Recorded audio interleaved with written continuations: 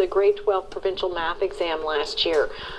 What is the problem, do you think? I don't know what the problem is, except teachers and principals, and whether or not the board and the staff really care about kids, because those are you don't think they care scores. about kids?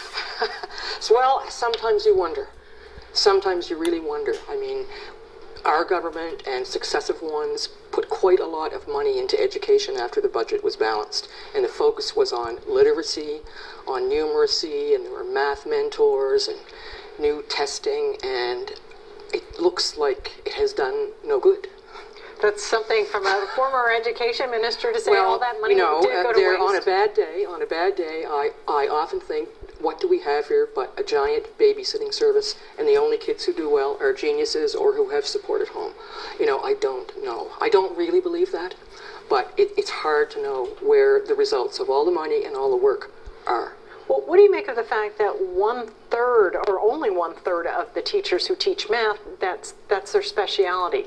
Right. Well, the NSTU takes the position that a teacher is a teacher is a teacher, and that we don't need specialists. This defies common sense, as we all remember teachers who were great at some things and not great at others, and so on.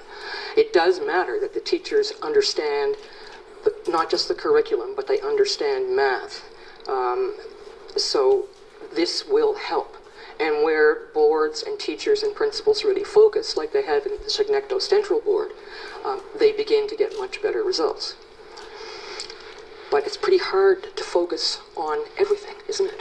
Well, what about the funding aspect? The province thinks it doesn't have to be per student. Well, the province is making a really good argument that the public is buying, actually, that with the student population declining, we don't need as much money in education.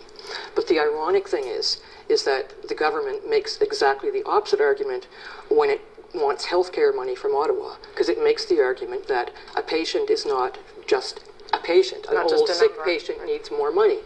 Well, the same thing is true with students. Students do not learn equally. Some have very, very high needs. Some are extra smart. You know, some are in trouble with the law. And so just making the funding go with the student, you know, is buying into Mr. Flaherty's and Mr. Harper's argument. They can't have it both ways. Right. Well, this is a very complex situation, and we appreciate your insight on this, as always. Thanks, Jane. Thanks. And